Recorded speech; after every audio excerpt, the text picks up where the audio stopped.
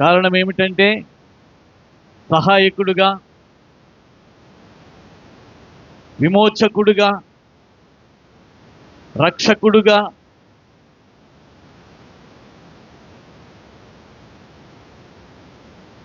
పాప క్షమాపణ ప్రసాదించువాడిగా ప్రభు అయిన యేసుక్రీస్తు వారు ఈ లోకానికి రావడం జరిగింది.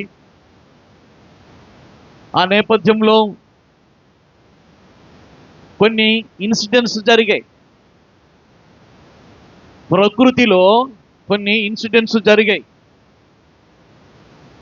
సాధారణంగా మనుషులమైనటువంటి మనము ఎవరైనా పుడితే, ఎవరైనా జన్మిస్తే ఆ ఇంట్లో వాళ్ళకే సంతోషం, లేకపోతే వారి యొక్క బంధువులకే సంతోషం అండి,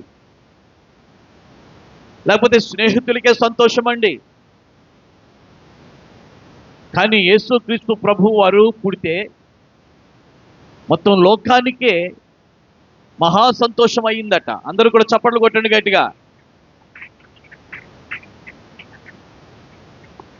ఎందుకనంటే లూకా సువార్త 2వ అధ్యాయము 11వ వచనము చూద్దాం. అందరూ కూడా తెరవండి. దావీదు పట్టణమందు నేడు రక్షకుడు మీ కొరకు పుట్టి ఉన్నాడు, ఈయన ప్రభు అయిన క్రీస్తు వారు. హల్లెలూయా. ఇక్కడ వ్రాయబడినటువంటి మాటలు చూస్తేనండి, ఏమని వ్రాయబడి ఉందంటే, దావీదు పట్టణమందు రక్షకుడు మీ కొరకు పుట్టి ఉన్నాడు. దావీదు పట్టణమందు రక్షకుడు మీ కొరకు పుట్టి ఉన్నాడు, తరువాత ఈయన ప్రభు అయిన క్రీస్తు. ఈ విషయము ఎవరితో పంచుకుంటున్నారు చెప్పగలరా? ఈ విషయము ఇక్కడ వ్రాయబడినటువంటి విషయం ఏదైతే ఉందో, సంగతి ఏదైతే ఉందో, ఎవరితో పంచుకుంటున్నారు? ఎవరి దగ్గరికి వచ్చి ఈ సందేశాన్ని తెలియపరుస్తున్నారు చెప్పగలరా? ప్రభు యొక్క దూత, ప్రభు యొక్క సన్నిధి నుండి వచ్చినటువంటి దేవదూత. అంటే ప్రభువును ఆరాధన చేస్తూ ఉన్నటువంటి దూతావళి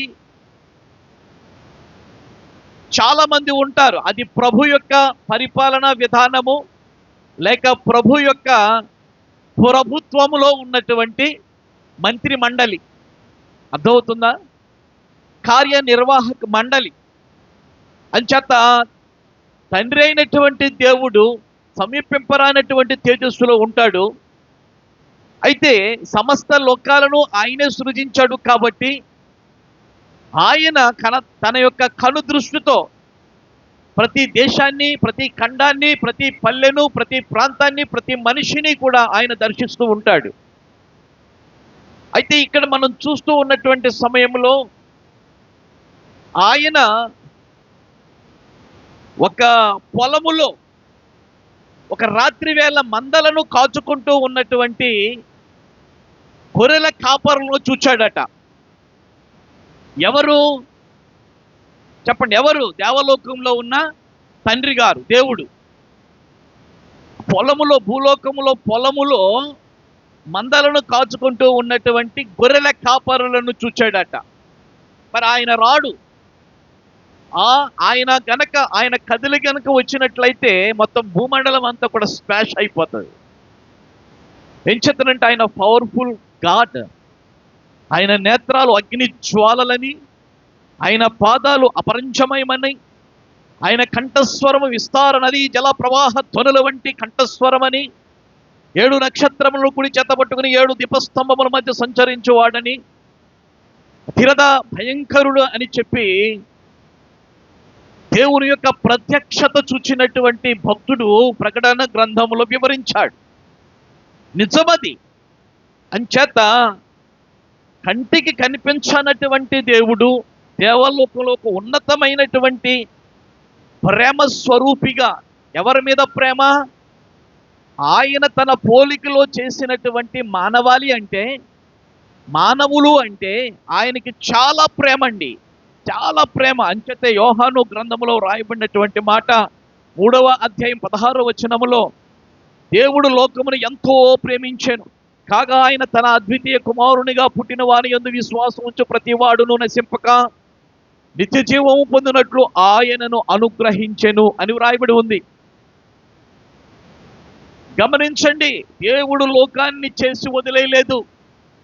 దేవుడు తన యొక్క హస్తముతో చేసినటువంటి యొక్క చిత్రపటాన్ని చిదిపేయలేదు. సరిచేయటానికి, ఆయన యొక్క ప్రేమను చూపించి దారిలో పెట్టడానికి తన యొక్క ప్రభుత్వంలో ఉన్నటువంటి దూతలను ఏం చేస్తాడంటే పంపిస్తూ ఉంటాడు. ఇదేమిటండి? ప్రభువైనటువంటి యేసుక్రీస్తు వారు బెత్లెహేములో పుట్టినప్పుడు ఆయన గూర్చినటువంటి సంగతి గొర్రెల కాపర్ల దగ్గరకు వెళ్ళి చెప్పమని దూతకు లేకపోతే దూతలకు ఆదేశించటం ఏమిటండి? ఒక్కసారి ఆలోచన చేయండి. గొర్రెల కాపర్ల కంటే తెలివైనటువంటి వారు, గొర్రెల కాపర్ల కంటే జ్ఞానవంతులు, గొర్రెల కాపర్ల కంటే బలమైనటువంటి వారు, గొర్రెల కాపర్ల కంటే ఆస్తిపరులు ఈ లోకంలో లేరా? మరి వాళ్ళకి తెలియపరచొచ్చు కదా దేవుడు. కానీ సామాన్యమైనటువంటి వర్గానికి సంబంధించి వారికి ఉన్నటువంటి గొర్రెల యొక్క మందలను ఎక్కడికో తోలుకుని పోయి పగలంతా కూడా మేపుకొని రాత్రికాల సమయంలో ఏ జంతువులు తినకుండగా మంటలు వేసుకుంటూ వీళ్ళ నిద్రపోకుండగా ఆ మందల మీదకి ఏ దుష్ట మృగము రాకుండగా కాపాడుకోవాలన్నటువంటి ఉద్దేశంతో ఆ యొక్క కాపరులు ప్రయత్నం చేస్తూ ఉన్నారు.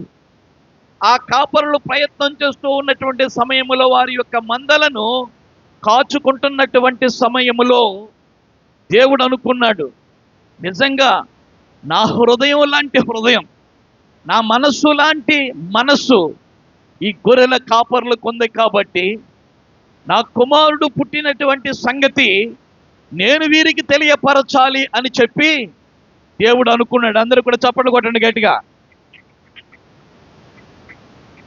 అంటే చూడండి, దేవుని యొక్క మనస్సు, ఈ కాపర్ల యొక్క మనస్సు రెండు కనెక్ట్ అయిపోయాయి. తండ్రి అయినటువంటి దేవుని యొక్క మనస్సు ఏంటంటే ఆయన రూపంలో చేసినటువంటి మానవాళి, ఇటు అమెరికా ఖండంలో ఉన్నటువంటి వారు కానీ, లేకపోతే భారతదేశంలో ఉన్నటువంటి వారు కానీ, చైనాలో ఉన్నటువంటి వారు కానీ, ఎవరైనా సరే ఆయనకి జాతి మత కుల భాషా భేదాలతో పని లేదు. ఆయన పక్షపాతి కాడు. ఆయన ప్రేమించే ప్రేమ స్వరూపి. ఇప్పటికీ కూడా అందరూ అంతటా మారు మనసు పొందాలి అని చెప్పి విజ్ఞాపన చేస్తున్నటువంటి వాడు. కాబట్టి తన కుమారుని యొక్క బర్త్డే సంగతి, ఆయన కుమారుడిగా వచ్చినటువంటి యేసుక్రీస్తు ప్రభు వారి యొక్క సంగతి ఎవరికి చెప్పాలి అని చెప్పి దేవుడు అనుకున్నాడు? గొర్రెల కాపరులకు. చెప్పండి, ఎవరికి? గొర్రెల కాపరులకు. గొర్రెల కాపరులకు చెప్పాలి అంటే ఎవరో ఒక మనిషి వెళ్ళాలి. అర్థమైందా? గొర్రెల కాపరుల దగ్గరికి వెళ్ళాలి అంటే ఎవరో ఒకరు వెళ్ళి చెప్పాలి. వాళ్ళు ఎలా ఉండాలి అంటే చాలా ఆశ్చర్యమైనటువంటి స్థితిలో వెళ్ళాలి. అర్థమైందా? ఎప్పుడూ కూడా జరగనటువంటి సంఘటన రూపంలో వెళ్ళాలి. అందుకని చెప్పి నా దగ్గర పనిచేస్తూ ఉన్నటువంటి మెసెంజర్స్లారా, ఇదిగో నేను మిమ్మల్ని పంపిస్తూ ఉన్నాను. గొర్రెల కాపరులు మందలను కాచుకుంటున్నారు రాత్రి వేళ, మీరు అక్కడికి వెళ్ళండి అని చెప్పి దూతకు ఆజ్ఞాపిస్తే ఆ దూత ఏం చేసింది చూడండి. ఆ దేశంలో కొందరు గొర్రెల 8వ వచనము, ఆ దేశంలో కొందరు గొర్రెల కాపరులు పొలములో ఉండి రాత్రి వేళ తమ మందను కాచుకొనుచు ఉండగా ప్రభు యొక్క దూత వారి యొద్దకు వచ్చి నిలిచెను. అప్పుడు ఏం జరిగింది? ప్రభు యొక్క మహిమ వారి చుట్టూ ప్రకాశించినందున వారు మిక్కిలి భయపడిరి. దేవునికి స్తోత్రం చెప్పుకుందామా? హల్లెలూయా. కారణం ఏమిటంటే చదువు సంధ్య లేనటువంటి పామరులండి వారు. వాళ్ళ యొక్క జీవితంలో ఎప్పుడు కూడా దేవుని యొక్క దూత ప్రత్యక్షత వాళ్ళు కళ్ళార చూడలేదు. రాత్రికాల సమయంలో వారు మంటలు వేసుకునే వారి యొక్క మందలను కాచుకొని ఉండగా దేవుని యొక్క దూత మహామహిమతో అక్కడ ప్రత్యక్షమైనప్పుడు వాళ్ళు భయపడిపోయారట. వాళ్ళు భయపడిపోయారంట. ఆ భయపడిపోతూ ఉన్నటువంటి పరిస్థితుల్లో దేవుని యొక్క దూత మాట్లాడుతూ ఏమని చెప్తూ ఉంది చూడండి. అయితే ఆ దూత 10వ వచనము, భయపడకండి, ఇదిగో ప్రజలందరికీ కలగబోవు మహా సంతోషకరమైన సువర్తమానము నేను మీకు తెలియజేయుచు ఉన్నాను.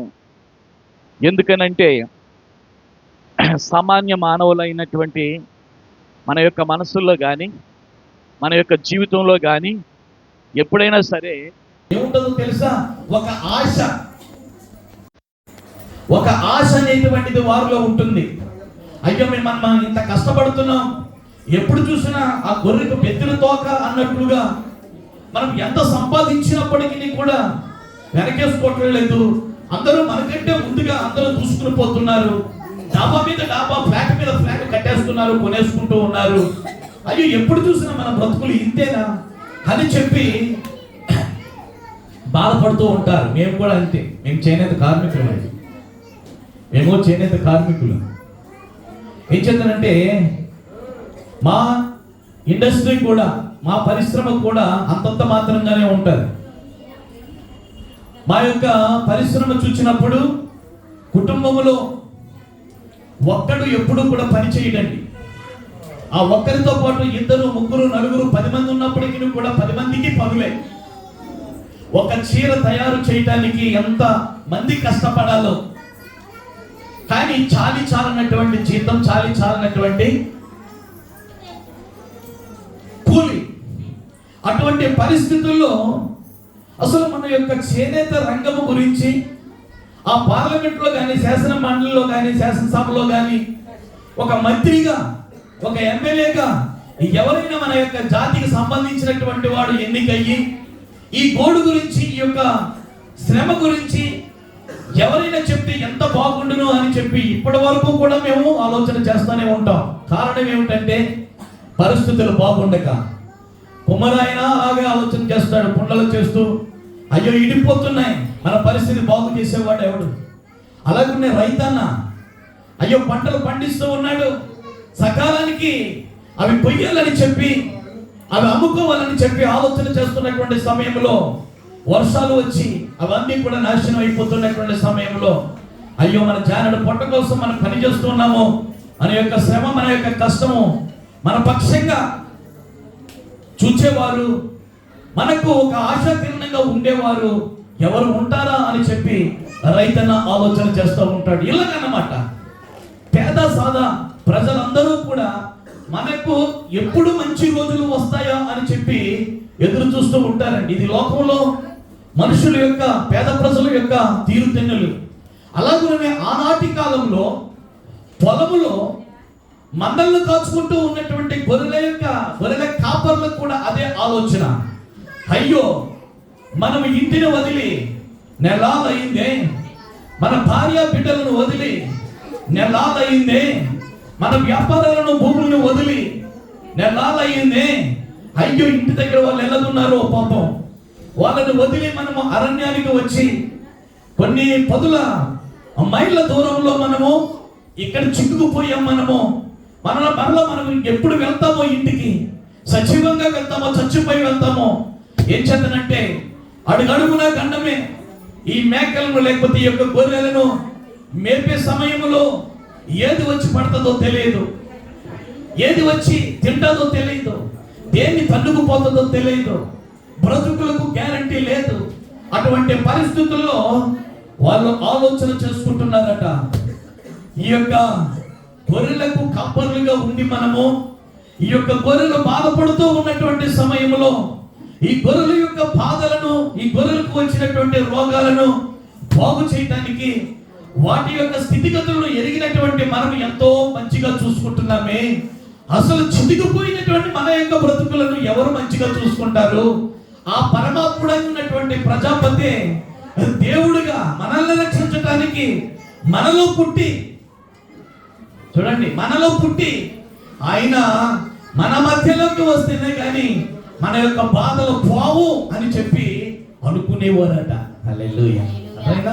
ఆ మనుషులు అనుకునేవారట, అయ్యో అందరితోటి ఉండి అందరితోటి సంతోషించే భాగ్యం మనకు లేదే, ఈ మందలను కాల్చుకుంటూ ఉన్నటువంటి సమయంలో మన యొక్క బ్రతుకంతా కూడా అరణ్యవాసమే అయిపోతుంది అని చెప్పి మనల్ని చూచేవాడు, మన యొక్క గోడు పట్టించుకునేవాడు, మన యొక్క చీకటి బ్రతుకులలో వెలుగు నింపేవాడు, లేకపోతే మన యొక్క కష్టాలను తీసి ఒక ఉన్నతమైనటువంటి బ్రతుకు విధానము, జీవిత విధానము ఎవరిస్తారా?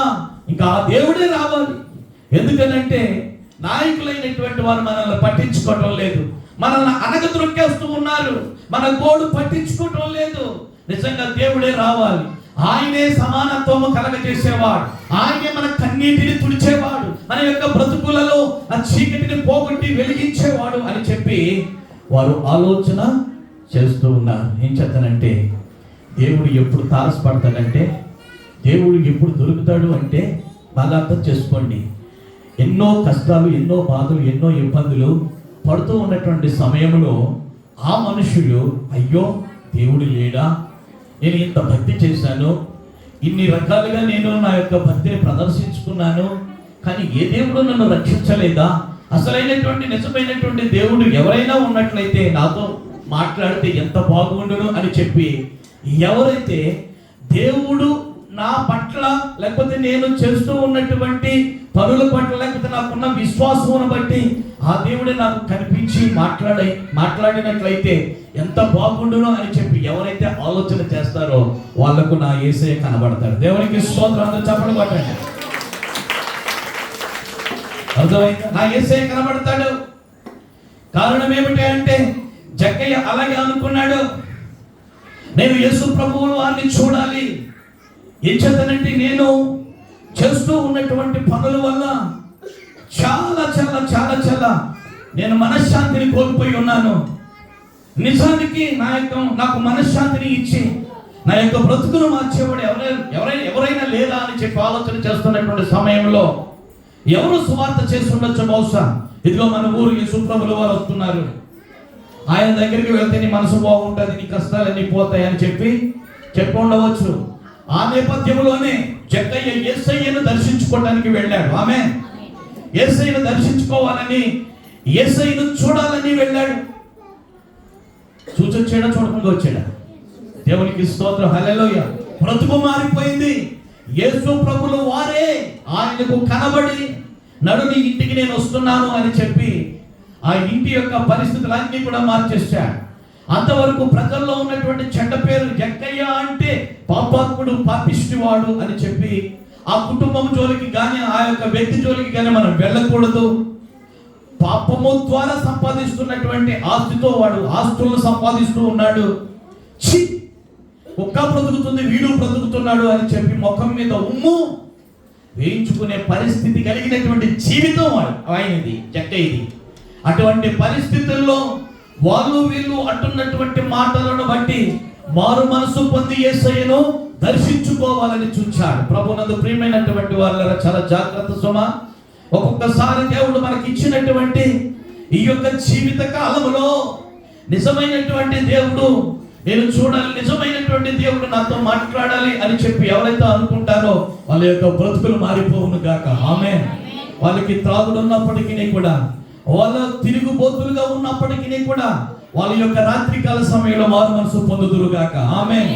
కారణం ఏమిటంటే, జీవితాలను మార్చడానికి, బ్రతుకులలో వెలుగు నింపటానికి, యావత్ లోకానికి ఆయన మరి వెలుగుగా రావటం జరిగింది. సరే, ఈ విధమైనటువంటి ఆలోచన కలిగి పొలములో రాత్రికాల సమయంలో గొర్రెల కాపరులు జీవిస్తూ ఉండగా వాళ్ళ యొక్క మనస్సును ఎలిగి ఉన్నటువంటి తండ్రి దూతలు పంపించి అసలైనటువంటి సువర్తమానము, మీరు ఏదైతే ఆలోచన చేస్తూ ఉన్నారో మీ యొక్క బ్రతుకులకు, లేకపోతే మీ యొక్క జీవితాలకు ఒక శుభ సూచన వచ్చేసింది.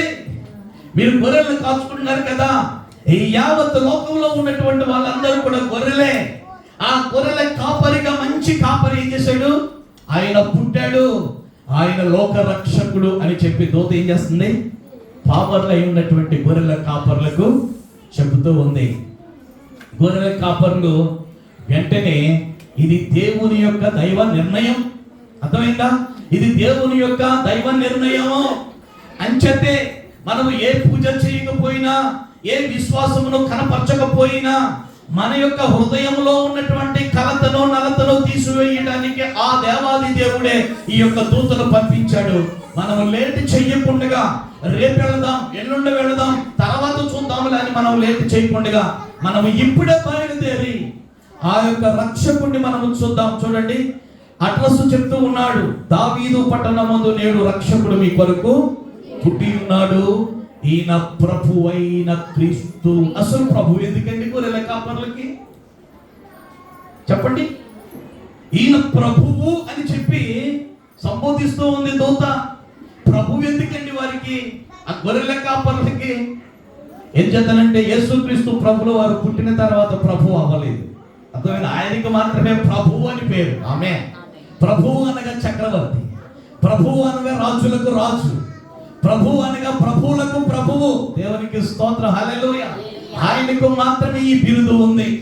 ఏం చేత? సమస్త లోకాలను సృజించినటువంటి సృష్టికర్త కాబట్టి అన్నింటి మీద ఆధిపత్యము కలిగినటువంటి వాడి చక్రవర్తి. ఆ చక్రవర్తి గురించి ఎవరికి తెలుసు? హిస్టరీ అంటే దేవలోకములో తేజోవాసులై ఉన్నటువంటి ఆ దేవదూతలకు మాత్రమే తెలుసు. అర్థమైందా? అయితే మన కళ్ళ ముందు ఆయన పశుపాకలో పుట్టాడు, లేకపోతే వాళ్ళ నాన్న చాలా పేద ఒంటరికి వాడు, ఆ మరియ చాలా పేద పూరి గుడిసెలో జీవించింది. ఈ చరిత్ర 2000 సంవత్సరాల క్రిందటి నుంచి మనకి బాగా ఏమైపోయింది? అవపోషణం అయిపోయింది. మనం బట్టి పట్టేశాం. ఆ తత్వంలో ఇంత దరిద్రుడు దేవుడు ఎలాగవుతాడు అని చెప్పి లోకానికి కూడా ఒక ప్రశ్న. ఆ ప్రశ్న పోవాలని చెప్పే గొర్రెల కాపరులకు ఇంట్రడక్షన్ ఇస్తూ ఉన్నాడు యాంజిల్, ఈ యొక్క దేవుని యొక్క దూత. ఏమిటంటే తెలుసా? ఆయన పుట్టిన తర్వాత కాదురా బాబు, మొత్తం లోకంలో ఉన్నటువంటి రాజుల కంటే, లోకంలో ఉన్నటువంటి ప్రభువుల కంటే ఆయన అత్యున్నతుడు. హల్లెలూయా. అంతమంది రాజులను ఓడించినటువంటి సత్తా ఆయనకు మాత్రమే ఉంది. 136 కీర్తనలో ఉంటది కదా, 136 కీర్తనలో ఉంటది, ఆయన పలానా వాళ్ళని సంహరించి. ఒకసారి చదవండి. మాట్లాడకండి ఎవరు కూడా. 136 కీర్తన. హల్లెలూయా. చాలా అద్భుతమైనటువంటిది. చూడండి 10వ వచనము, ఐగుప్తు దేశము తొలిచూలను ఆయన హతము చేసిన ఆయన కృప నిరంతరము ఉండెను. వారి మధ్య నుండి ఇశ్రాయేలును ఆయన రప్పించెను, ఆయన కృప నిరంతరము ఉండెను. చెయ్యి చాచి తన యొక్క బాహుబలము చేత వారిని రప్పించెను, ఆయన కృప నిరంతరము ఉండెను. ఎర్ర సముద్రమును ఆయన పాయలుగా చీల్చెను, ఆయన కృప నిరంతరము ఉండెను. ఆయన ఇశ్రాయేలును దాని నడుము దాటిపోచేసిన, ఆయన కృప నిరంతరము ఉండెను. ఫరోను అతని సైన్యమును ఎర్ర సముద్రంలో ఆయన ముంచివేసెను, ఆయన కృప నిరంతరము ఉండెను. అరణ్య మార్గమున ఆయన తన ప్రజలను తోడుకుని వచ్చిన, ఆయన కృప నిరంతరము ఉండెను. గొప్ప రాజులను ఆయన హతము చేసెను, ప్రసిద్ధి నొందిన రాజులను హతము చేసెను. అమోరీయుల రాజైన సీహోనును ఆయన హతము చేసెను, బాషాను రాజైన ఓగును ఆయన హతము చేసెను. హల్లెలూయా. చూడండి, ఆయన ప్రభువు. చేతిలో కర్ర లేదు. అర్థమైందా? చేతిలో కర్ర లేదు. ఆయనకి ఏ ఆయుధము లేదు. తన యొక్క పిల్లలను రక్షించాలని చెప్పి తనను నమ్మినటువంటి ప్రజలకు సహాయం చేయాలని చెప్పి ఆయన కునికిపోకుండా, నిద్రపోకుండా ఏం చేస్తాడంట? అహర్నిశలు కూడా ఇశ్రాయేలీయులను కాపాడువాడు, కునికడు నిద్రపోకుండా ఆయన ఏం చేస్తాడంటే మనల్ని కాస్తూ ఉన్నాడంట. ఆయన ప్రభువు. ఆమేన్. శత్రువు చాలా బలమైనటువంటి వాడండి. శత్రువు అనగా సాతానుగాడు. అర్థమైందా? ఆ ప్రభువుకు లేకపోతే దైవానికి లేకపోతే దేవుడికి అపోజిషన్ పార్టీ వాడు చాలా బలమైనటువంటి వాడు. వాడు ఈ యొక్క లోకాధికారి. వాడి పేరు సాతాను, అపవాది. ఆ అపవాది ద్వారా తన యొక్క సృష్టికి భంగపాటు జరిగింది. దైవత్వాన్ని తీసేసుకున్నాడు. దెయ్యపు లక్షణాలు వచ్చేసరి ఒకరిని ఒకరు చంపుకోవటం, ఒకరిని ఒకరు పొడుచుకోవటం, ఒకరిని ఒకరు దోచుకోవటం, ఎక్కడ కూడా శాంతి లేకుండా చేసేసాడు. ఈ శాంతిని పోగొట్టి తన యొక్క దెయ్యపు లక్షణాలు నేను పుట్టించినటువంటి మానవాళిలోనికి వెళ్ళేటట్లుగా హిప్నటైజ్ చేశాడు. కాబట్టి వారు మధ్యకు వెళ్ళి వారిలోనే జీవిస్తూ నా ధరికి చేర్చుకోవాలి, లేకపోతే నా ప్రక్కకు వారిని తీసుకుని రావాలి, నా ప్రేమను చూపి నా ప్రజలుగా చేసుకోవాలని చెప్పి దేవుడు తన యొక్క కుమారుడైనటువంటి యేసుక్రీస్తు వారిని లోకానికి పంపించాడు. దేవునికి స్తోత్రం. ప్రభునందు ప్రియమైనటువంటి వారులారా, ఇశ్రాయేలు దేశానికి రాజున్నాడు, మోయాబు దేశానికి రాజున్నాడు, సిరియా దేశానికి రాజున్నాడు, ప్రతి దేశానికి రాజులు ఉన్నారు. ఇప్పుడు బెత్లెహేములో పశువుల పాకలో పుట్టినటువంటి ఈ నరుడిగా అవతరించినటువంటి యేసుక్రీస్తును ఇక్కడ దూత ప్రభువు, ఈయన ప్రభువైన క్రీస్తు, ఈయన ప్రభువైన క్రీస్తు అని చెప్పి ఇంట్రడక్షన్ చూడండి. ఈయన ప్రభు అయిన క్రీస్తు. అసలు ఏమని చెప్పాలి ఆ యొక్క పామరులకు? చెప్పండి, మరియమ్మ కొడుకు అని చెప్పాలి, లేకపోతే ఒంటరిగా వాడై ఉన్నటువంటి యోసేపు కొడుకు అని చెప్పాలి, లేకపోతే నజరేతు వాసి అని చెప్పాలి, లేకపోతే ఇంకొక రాజు యొక్క కొడుకు అని చెప్పాలి. కానీ డైరెక్ట్ గా దేవుడు తన యొక్క దూతకు ఏదైతే ఆదేశించాడో ఆదేశానుసారముగా ఆ యొక్క దేవుని యొక్క దూత ఇదిగో మీ కొరకు మీ కొరకు మీ కొరకు అని చెప్పి, మీ కొరకు ఈయన ప్రభువైన క్రీస్తు. దేవునికి స్తోత్రం, హల్లెలూయా. ఏమండి, ఈయన ఒక దేశానికి కాదు, దేశానికి మాత్రమే ప్రజలు ఉంటారు, దేశంలో ప్రజలు ఉంటారు. ఆ ప్రజలను మరి పరిపాలించడానికి రాజులు ఉంటారు. కానీ ఈయన ఒక దేశానికి సంబంధించినటువంటి రాజు కాదు. ఆమేన్. మానవుల యొక్క భూమండలం మీద ఎక్కడెక్కడైతే ఉన్నారో అందరి యొక్క హృదయాలకు ఈయన రాజే, అందరి యొక్క జీవితాలకు రాజే, అందరి యొక్క జీవితాలను వెలిగించడానికి అర్థమవుతుంది కదా, అందరి యొక్క జీవితాలను వెలిగించడానికి సమర్థుడైనటువంటి రాజు. దేవునికి స్తోత్రం, హల్లెలూయా. ఈ రాజు గురించి ఒక రాజు సాక్ష్యం చెప్పాడు. దానియేలు గ్రంథం 3వ అధ్యాయం 28వ వచనం. దానియేలు గ్రంథము 3వ అధ్యాయం 28వ వచనం. నెబుకద్నెజరు షద్రకు మెషకు అబేద్నెగో అనువారి వీరి దేవుడు పూజార్హుడు. అందరూ కూడా చప్పట్లు కొట్టండి గట్టిగా. ఏం చెప్తారంటే, ఈ యొక్క ప్రపంచంలో చాలా పురాతనమైనటువంటి పట్టణం ఏదైనా నాగరికత కలిగి ఉన్నది అని చెప్పుకోవాలి అంటే బబులోను నాగరికత. దానికి సామ్రాజ్యాధినేత ఎవరో తెలుసా? చక్రవర్తి నెబుకద్నెజరు. నెబుకద్నెజరు యొక్క పరిపాలనలో ఈ యొక్క ప్రపంచము యొక్క తీరుతెన్నులు చూస్తూ ఉన్నప్పుడు అది ఒక బంగారపు తలలాగా, లేకపోతే బంగారపు పరిపాలన, సువర్ణమయమైనటువంటి పరిపాలన అందించాడట. అతని కాలంలో ఇశ్రాయేలు ప్రజలలో ఉన్నటువంటి కొంతమంది యవ్వనస్తులు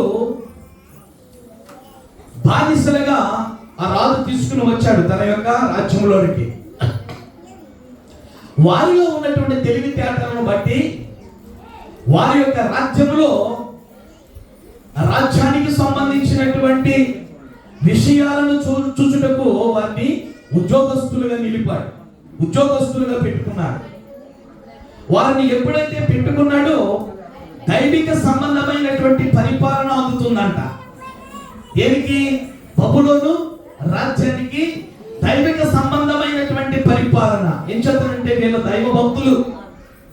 బానిసలుగా పట్టబడినప్పటికీ కూడా దేశం కాని దేశంలో భాష రాని భాష నేర్చుకొని, అర్థమవుతుంది కదా, అక్కడ వారి యొక్క గోడు పట్టించుకోలేనటువంటి సమాజంలో దేవుడు జీవింపచేస్తున్నప్పటికీ కూడా వారికి తోడుగా ఉన్నాడట. కేవలం ఎందుకు తోడుగా ఉన్నాడో తెలుసా? బాప్తిసం పొందారన్న. మనం అనుకుంటాం బాప్తిసం పొందేస్తే ఆయన తోడుగా ఉంటాడు, బాప్తిసం పొందేసి పేరు మార్చేసుకుంటే ఆ పేరుని బట్టి మన దగ్గరే ఉంటాడని చెప్పేసి అనుకున్నారా ఎవరైనాను? ఎవరికి తోడుగా ఉంటాడు చెప్పండి? ఎవరికి తోడుగా ఉంటాడు? ఆయన యందు భయభక్తులు కలిగి ఆయన త్రోవల యందు. అది అర్థమైందా? బాగా చెప్పండి. ఎవరండి?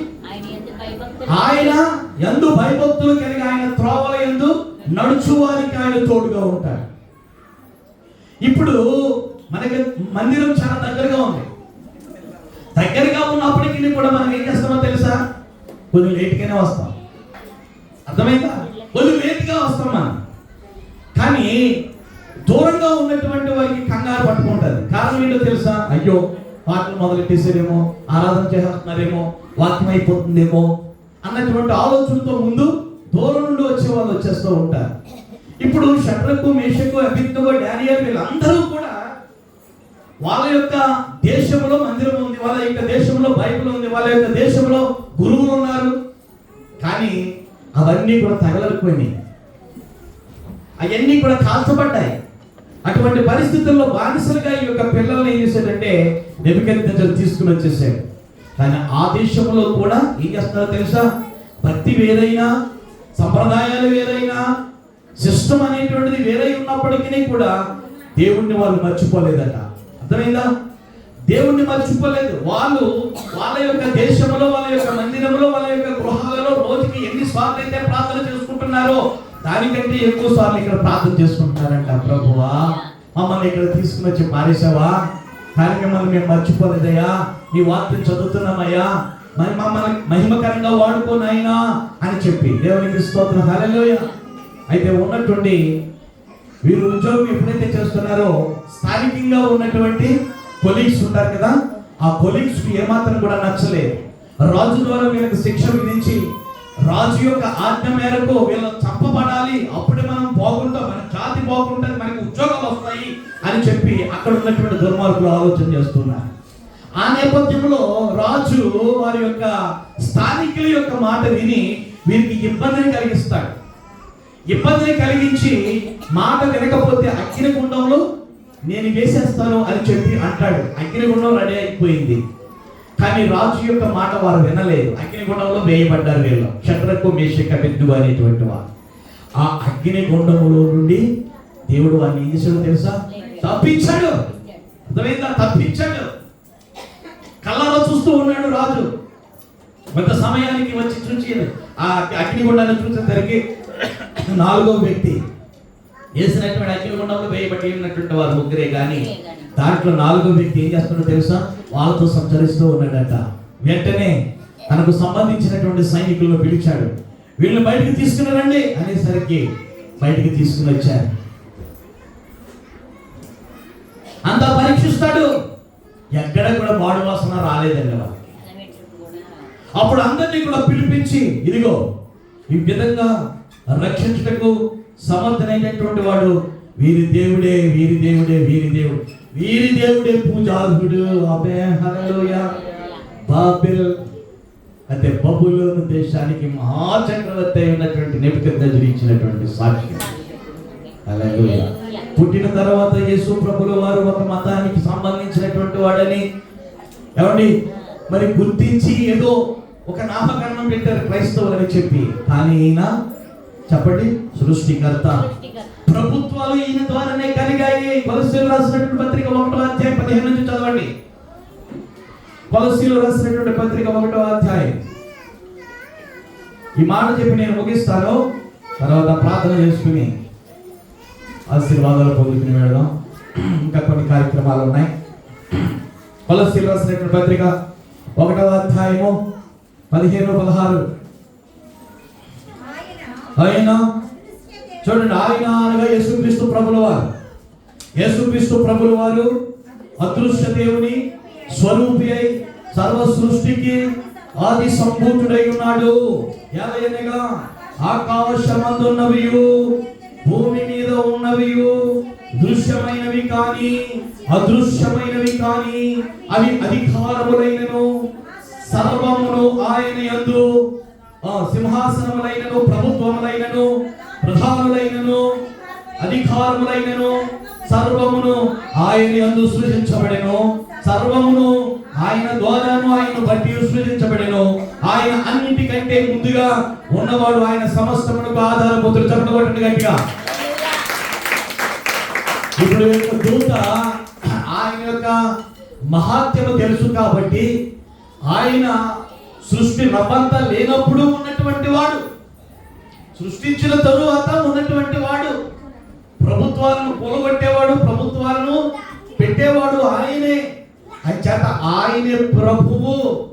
ఆ ప్రభువు మిమ్మల్ని ఏలడానికి వచ్చాడు, మిమ్మల్ని చూడడానికి వచ్చాడు, మీ బ్రతుకులను మార్చడానికి వచ్చాడు. దేవునికి స్తోత్రం అని చెప్పి ఆ దూత ఏం చేసిందో తెలుసా? సువార్త చెప్పింది. ఏం చెప్పింది? సువార్త చెప్పింది. ఆ సువార్తే ఈ రోజు వాడలా పల్లె పల్లెలా ఏమవుతుంది? ఆ సువార్త వెళుతుంది. ఇందుకోసమే వచ్చాడు, మన యొక్క స్థితిగతులు మార్చడానికైనా వచ్చాడు. ఇప్పుడు చూడండి, యేసు ఎవరు చెప్పండి? Who is Christ? యేసయ్య ఎవరు? ఆయన ప్రభువు. ఎందుకోసం వచ్చాడో తెలుసా? ఇక్కడ రాజ్యస్థాపన చేయాలని కాదు. అర్థమైందా? మానవుల కోసము తన యొక్క ప్రాణము పెట్టి సాతాను యొక్క అధికారములో నుండి తన యొక్క ప్రజలను విడిపించడానికైనా వచ్చాడు. ఆమె అర్థమైంది కదా? ఆయన ఎందుకు వచ్చాడు తెలుసా? సాతాను యొక్క అధికారములో, అర్థమైందా? త్రాగుడు యొక్క ఊపిలో, వ్యభిచారం యొక్క ఊపిలో, లేకపోతే భయంకరమైనటువంటి దొంగతనాల యొక్క ఊపిలో, చాలా భయంకరమైనటువంటి స్థితిలో ఉన్నటువంటి మానవ జాతిని రక్షించడానికి సాతానుడు ఎంత వరకైతే వెళ్ళిపోతున్నాడో, ఆ కబంధ హస్తాల నుండి మరి విడిపించబడటానికి మరి దేవుడే నరుడిగా ఈ లోకానికి రావడం జరిగింది. ఆ మహారాజే కాబట్టి, ఆయన మహారాజే కాబట్టి ఏం చేశాడో తెలుసా? తన యొక్క ప్రాణం పెట్టి సాతాను యొక్క ములుని ఏం చేశాడటండి? విరిచాడట. మరణపు ములును విరిచాడట. మూడవ రోజున ఆయన తిరిగి లేవడంతో ఆయన అధికారము, ఆయనకి అధికారం ఉన్నట్లుగా సాతానుడు గ్రహించాడు. ఓడిపోయాడు. సిగ్గుతో తల ఉంచుకున్నాడు. నేను ఓడిపోయాను, నేను జయించలేను, నీవు నా చేతిలో నుంచి నా ప్రజలను నువ్వు ఎగిసబట్టే విలువైనటువంటి నీ రక్తమును ఇచ్చి కొనుక్కున్నావు, వారితో నీ యొక్క రాజ్యాన్ని నింపుకుంటున్నావు, ప్రేమతో నువ్వు ఏం చేసావంటే ప్రజలను కొంటున్నావు. నువ్వు నీతో నేను రాలేను. దేవునికి స్తోత్రం. హల్లెలూయా. ప్రభు యొక్క చరిత్ర అంత ఉంది కాబట్టి ఈయన ప్రభు వచ్చిన తర్వాత ప్రభు అవ్వలేదు. ప్రభునందు ప్రియమైనటువంటి వారులారా, మనస్ఫూర్తిగా యేసుక్రీస్తు ప్రభుల వారిని ఇంటిలోనికి ఆహ్వానించండి, మీ హృదయంలోనికి ఆహ్వానించండి. ప్రతి శ్రమ నుండి, కష్టం నుండి, ఎందుకు వస్తున్నాయి కష్టాలు, ఎందుకు వస్తున్నాయి పాపాలు, ఎందుకు వస్తున్నాయి మనకి శ్రమలు అని చెప్పి చూస్తున్నప్పుడు దేవుని యొక్క మాటను వినకుండగా, దేవుని యొక్క శక్తిని కనకుండగా ఏమవుతారని మన యొక్క మానసిక నేత్రాలు ఏవైతే ఉన్నాయో అవి అంధత్వానికి వెళ్ళిపోతూ ఉన్నాయి. దాన్ని తెరిచే విధంగా దేవుడు ఏం చేస్తున్నాడంటే ఈ యొక్క సువార్త ద్వారా ఏం చేస్తున్నాడు? వెల్లడవుతూ ఉన్నాడు. తన యొక్క ప్రభావము, తన యొక్క ఉనికి చాటుకుంటూ ఉన్నాడు. అలనాడు ఇశ్రాయేలు ప్రజలు వచ్చేస్తున్నటువంటి సమయంలో ఎర్ర సముద్రాన్ని ఏం చేసాడు? ఆయన పాయలు చేశాడు. ఆనాటి కాలంలో అదృశ్య దేవుడిగా ఉండి ప్రవక్తల ద్వారా ఆయన యొక్క ఉనికిని చాటుకున్నాడు. ఈనాటి కాలంలో ఆయన ఏర్పాటు చేసుకుంటున్నటువంటి దైవజనులు ప్రార్థన చేస్తూ ఉన్నప్పుడు ఆయన మహిమ కార్యాలు చేసి ఏం చేస్తున్నాడంటే తన యొక్క ఉనికిని కాపాడుకుంటున్నాడు. దేవునికి స్తోత్రం. హల్లెలూయా. కాబట్టి ప్రభునందు ప్రియమైనటువంటి వారులారా, మనము ఎంత విశ్వాసము ఉంచుకుంటే అంతగా ఆయన ద్వారా మేలు పొందుకోగలరు. అర్థమవుతుంది కదా? ఒకరిని చూసి ఒకరు కాదు, కానీ దేవా నువ్వు నాతో మాట్లాడు, నువ్వు నిజమైనటువంటి ప్రభు అని చెప్పి, ప్రతి అవసరత తీర్చేవాడు అని చెప్పి, దైవ లోకంలోనికి నీవే మమ్మల్ని తీసుకుని వెళ్తావని చెప్పి, రెండవ రాకడలో నువ్వు వస్తావని చెప్పి దైవజనులు చెప్తున్నాను. నీ వాక్యం అలా చెప్తూ ఉంది. అయ్యా నాతో మాట్లాడు నాయనా అని చెప్పి ఎవరైతే కోరుకుంటారో వారి దగ్గరికి వచ్చి మాట్లాడే దేవుడు, ఆయన స్వరాన్ని వినిపించే దేవుడు. దేవునికి స్తోత్రం. హల్లెలూయా. నువ్వు చదువుకున్నావు, లేకపోతే నువ్వు చదువుకోలేదు, లేకపోతే నీకు అన్నం లేదు అని చెప్పి నీ దగ్గరికి రాకుండా ఉండే దేవుడు కాదు. దేవునికి స్తోత్రం. హల్లెలూయా. అందరూ కావాలి ఆయనకి కదా, అందరూ కావాలి. అందరు లాంటి వాడు కాదు, అందరిలో ఆయన ఒక స్పెషాలిటీ ఉన్నటువంటి వాడు. కాబట్టి ప్రభునందు ప్రియమైనటువంటి వాళ్ళ ఈయనే చక్రవర్తి. ఒకసారి మంత్రి గారట ఆయన కొన్ని పనుల మీద కొంచెం దేశ పర్యటన కొరకు వెళ్ళాడట. ఆ సమయంలో రాజుగారు కుర్చీ వేసుకుని ఆ పీఠ మీద ఉన్నటువంటి యాపిల్ పళ్ళు చెక్కుకుంటున్నాడట. చెక్కుకుంటూ ఉన్నటువంటి సమయంలో రాజుగారి దగ్గర ఉన్నటువంటి కత్తిరాలు కూడా చాలా షార్ప్గా ఉంటాయి కదా, షార్ప్నెస్తో ఉంటాయి. ఎప్పుడైతే చెక్కున్నాడో బొటన వేలు ఏమైపోయింది? తెగిపోయింది, మొత్తం కట్ అయిపోయింది. వెంటనే డాక్టర్స్ వచ్చి చాలా సానుభూతితో, అయ్యో ఇలా జరిగిందా, మీరు ఎందుకండి ఇలా చెప్పుకున్నారు, మీ మంత్రి గారు లేరా, ఆయనే కదా అన్ని చూస్తాడు అని చెప్పేసి అనేసరికి మంత్రి గారు పర్యటన కొరకు వెళ్ళారు. అప్పుడు వారం రోజులైంది. ఏదో నేను సరదాగా ఏదో ముక్కలు తినాలని చెప్పి నేను కోసుకుంటున్నప్పుడు వేలు కట్ అయిపోయింది అని చెప్పేసి మంత్రి గారు వచ్చారు. మంత్రి గారికి చెప్తూ ఉన్నాడట, ఎలా నేను బొట్టనవరేలికి గుడ్డ కట్టుకున్నాను, చూసేవాళ్ళని అడగట్లేదు ఏంటి, మీరే చెప్తారు కదండి అయ్యా, మీరే చెప్తారు కదండి అయ్యా అని చెప్పేసి అన్నాడంట మంత్రి గారు. ఇలా జరిగిందిరా, బొట్టనవరేలు ఊడిపోయింది, చాలా బాధగా ఉంది అని చెప్పేసి తన యొక్క బాధ, తన యొక్క కష్టము, చాలా నొప్పి ఉంది అని చెప్పి మంత్రి గారికి చెప్తుంటే, దేవునికి స్తోత్రం, మహిమ కలుగును గాక అన్నాడండి మంత్రి గారు. ఏమన్నాడు? దేవునికి స్తోత్రం, మహిమ కలుగును గాక అన్నాడంట. అక్కడ చప్పట్లు కొట్టి రండి వీడిని జైల్లో వేసి అన్నాడంట. నేనేదో బాధలో ఉన్నాను, కష్టంలో ఉన్నాను, దేవునికి స్తోత్రం హల్లెలూయా అంటాడు వీడు. వేసేయండి.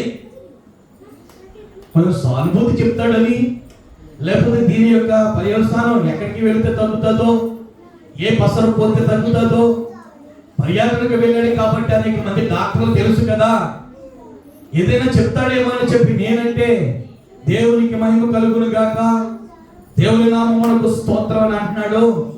వీడు పిండాకుడు, ఈయన్ని అసలు మంత్రిగా పెట్టుకోవటమే పొరపాటు అని చెప్పేసి జైల్లో వేశారు. ఇవరేదో తగ్గింది, మొండేలైపోయింది. ఒకసారి అనుకున్నాడట, ఏమనుకున్నాడు చెప్పండి, ఏమనుకున్నాడు? వేటకు వెళ్ళాలి అని చెప్పి అనుకున్నాడట. వేటకు వెళ్ళాలి, నేను గుర్రవికి వెళ్ళాలని చెప్పి మారువేషంలో వెళితే అడవిలో ఉన్నటువంటి మనుషులు పట్టుకున్నారట. ఒక వారం రోజుల్లో జాతరట, అమ్మారికి బాగా దొరికాడు మనకి అని చెప్పి చెట్టుకి కట్టేసేసారు. చెట్టుకి కట్టేసేసి ఆ వచ్చే రోజున, ఆ సంబరం రోజున ఆ రాజుగారిని బలి ఇవ్వటానికి అని చెప్పి అంతా సిద్ధపట్టు అయిపోయింది. కత్తి ఎత్తి బలి ఇవ్వటానికి చూస్తున్నటువంటి సమయంలో ఒకేసారి అక్కడ ఉన్నటువంటి పెద్ద ఆయన అన్నాడంట, రే వీడిని వదిలేయండిరా బాబు, వీడికి బొటనవేలు లేదు. ఏం లేదు? బొటనవేలు లేదు, వీడికి బొటనవేలు లేదు, వీడు అన్ఫిట్, ఆఫ్రిన్లో పని చేయడు వీడు అని చెప్పేసి ఏం చేస్తానంటే, ఎలా వెళ్ళాడు? మారువేషంలో వెళ్ళాడు. రాజుగా వెళ్ళలేదు కదా, మారువేషంలో వెళ్ళాడు. వీడు అన్ఫిట్ అని చెప్పేసి వదిలేస్తారు. ప్రాణాలు అరిచేతిలో పెట్టుకుని మళ్ళా గుర్రవికి ఏం చేశాడండి, వచ్చేసాడు. వచ్చేసిన తర్వాత జైల్లో ఉన్నటువంటి మంత్రి దగ్గరికి వెళ్ళాడట. ఎక్కడికి వెళ్ళాడు? జైల్లో ఉన్న మంత్రి దగ్గరికి వెళ్ళాడట. మంత్రి, నేను ఇలా వెళ్ళాను, ఇలా పట్టుకున్నారు, ఆ రోజు నువ్వు అన్నది నాకు సరిగా అర్థం కాలేదు, దేవునికి స్తోత్రం, దేవునికి మహిమ కలుగును గాక అని చెప్పి ఆ రోజు నువ్వు అన్నావే, ఆ విషయం నాకు అర్థం అవ్వలేదు, నువ్వు దేవుని మహిమపరిచావు, నాకు ఏదో సంతోషం కలగాలని చెప్పి సానుభూతి కవులు చెప్పలేదు, ఆ దేవుడే నన్ను కాపాడేడురా, నువ్వు బయటకు వచ్చిరా అన్నాడంట. ఎవరిని? మంత్రి గారిని. ఆ మాటలు విన్న తరువాత మంత్రి గారు అన్నారంట, మళ్ళా అన్నాడంట, దేవునికి స్తోత్రం, దేవుని నామమునకే మహిమ కలుగును గాక, ఇప్పుడు ఎందుకు చెప్పేవరా అనేసరికి, అయ్యా నిజంగా మీతో కనుక నేను ఉన్నట్లయితే ఆ గుర్రం మీద నన్ను ఎక్కించుకుని తీసుకుని వెళ్ళేవారు, మీకైతే వేయలేదు కానీ నేను శుభ్రంగా ఉన్నాను కదా, నిన్ను వదిలేసి నన్ను వేసేద్దరు. అక్కడ దేవుని నమ్ముకుంటే ఆయన ఏం చేస్తాడు? కష్టంలో నుంచి కాపాడతాడు. దేవునికి స్తోత్రం, హల్లెలూయా. అర్థమైందా? దేంట్లో నుంచి కాపాడతాడు?